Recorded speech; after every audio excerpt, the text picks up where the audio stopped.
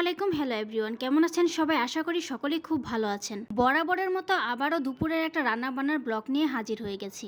আজকে দুপুরে ঠিক কি রান্না করলাম সেইটা নিয়েই থাকছে আজকের ব্লগ, আর আপনাদের সাথে কিছু কথাও বলবো। দেখতে থাকুন আজকের ভিডিওটি।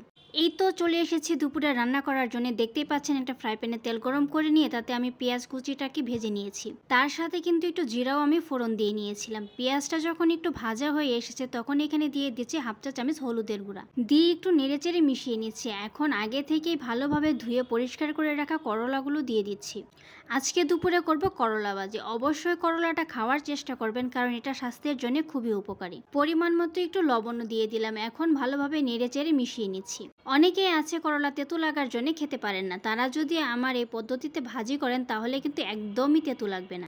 আমি যেইভাবে করলাটা ভাজি করি, করলার কালার কিন্তু একটুও নষ্ট হয় না আর একদমই তেতো লাগে না। আপনারা যদি এই করলা ভাজি ফুল রেসিপিটি চান তাহলে অবশ্যই কমেন্ট বক্সে জানাবেন। প্রথমে করলাটাকে আমি হাই হিটে ভেজে নিব, তারপর যখন একটু নরম হয়ে আসবে তখন চুলার আঁচটা একদমই লো করে ভেজে নিব। এইদিকে করলাটা ভাজি হতে থাক, অন্যদিকে আমি অন্য একটা রান্নার প্রিপারেশন নিয়ে নিচ্ছি। করলা ভাজিটা কিন্তু আমার অলরেডি হয়ে গেছে। দেখতে পাচ্ছেন ভাজির কালারটা কিন্তু একদমই নষ্ট হয়ে যায়নি এবং কিন্তু এটা ক্রিস্পিও হয়েছে। এখন এটাকে চুলা থেকে নামিয়ে নিচ্ছি। চুলায় একটা কড়াই বসিয়ে দিয়েছি। কড়াইটা যখন একটু গরম হয়ে এসেছে তখন এখানে দিয়ে দিয়েছি পরিমাণ মতো তেল। তেলটা গরম হয়ে আসার পর সামান্য একটু পেঁয়াজ কুচি এখানে দিয়ে দিচ্ছি। এখন নেড়েচেড়ে পেঁয়াজটাকে হালকা একটু ভেজে নিব।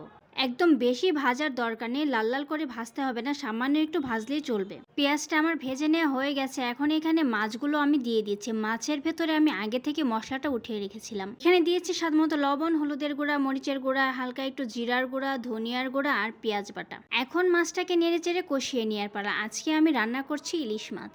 এই মাছটাতে এত কাটা, তারপরেও যে কেন এত মজা লাগে সেটা বুঝতেই পারি না। আমার মতো কার কার ইলিশ মাছ খেতে ভালো লাগে অবশ্যই জানাবেন। কিছু কথা আপনাদের সাথে শেয়ার করি। আমাদের মেয়ে মানুষের জীবনটাই যেন কেমন, এদের যেন মনে হয় কোনো দামই নেই। আর যারা আমার মতো গৃহিণী আছেন এদের তো কোনো কথাই নেই। সারাদিন আপনি যতই কাজ করুন না কেন, তারপরেও দিন শেষে আপনাকে এটা শুনতেই হবে যে আমাদের কোনো কাজই নেই, শুধু এক রান্না ছাড়া। কেন রে ভাই, এরকম কেন?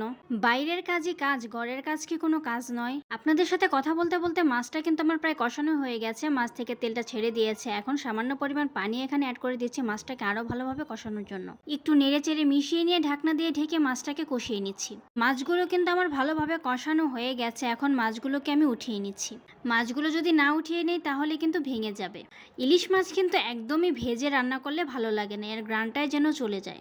এইভাবে কষিয়ে রান্না করলে কিন্তু ইলিশ মাছের আসল গ্রান এবং স্বাদ দুইটাই থাকে। মাছটা আমার উঠিয়ে নেওয়া হয়ে গেছে। এখন এখানে সবজিগুলো দিয়ে দিচ্ছি প্রথমে বেগুন, এখন দিয়ে দিচ্ছি সেদ্ধ করে রাখা দেশি আলু, আর এখানে দিয়ে দিচ্ছি ডাটাগুলোকে আমি আগে 50%-এর মতো সেদ্ধ করে রেখেছিলাম। এখন সবজিগুলোকে ভালোভাবে নেড়েচেড়ে মিশিয়ে নিচ্ছি। ভালোভাবে মেশানো হয়ে গেলে চুলার আঁচটা মিডিয়ামে রেখে ঢাকনা দিয়ে ঢেকে কষিয়ে নিব। সবজিগুলো কিন্তু আমার খুব ভালোভাবে কষানো হয়ে গেছে। এখন আবারও ভালোভাবে একটু নেড়েচেড়ে মিশিয়ে নিচ্ছি। মেশানো হয়ে গেলে এখন এখানে ঝোলের জন্য পরিমাণ মতো পানি অ্যাড করে দিচ্ছি।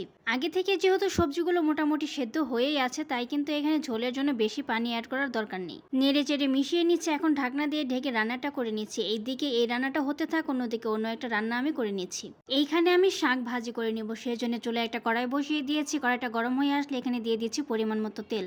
রান্না করার আগে যদি সবকিছু একটু গুছিয়ে নেন তাহলে কিন্তু রান্নাটা করতে বেশি একটা সময় লাগে না। তেলটা গরম হয়ে আসার পর এখানে দিয়ে দিচ্ছি রসুন কুচি, পেঁয়াজ কুচি আর কাঁচামরিচ কুচি। এখন নেড়ে চেড়ে এগুলোকে ব্রাউন কালার করে ভেজে নিব। আমি কিন্তু একটু গুছিয়ে রান্না করতে পছন্দ করি। পেঁয়াজ রসুনগুলো কিন্তু আমার খুব সুন্দরভাবে ব্রাউন কালার করে ভেজে নেওয়া হয়ে গেছে। এখন এখানে শাকটা আমি দিয়ে দিচ্ছি। শাকের সাথে কিন্তু একটু আলু আমি দিয়েছি। লাউ শাকের সাথে যদি একটু আলু না হয় তাহলে কিন্তু খেতে ভালো লাগে না। শাকটাকে কিন্তু আমি আগে থেকে একটু 50%-এর মতো সেদ্ধ করে রেখেছিলাম। এখন ভালোভাবে নেড়ে চেড়ে মিশিয়ে নিচ্ছি।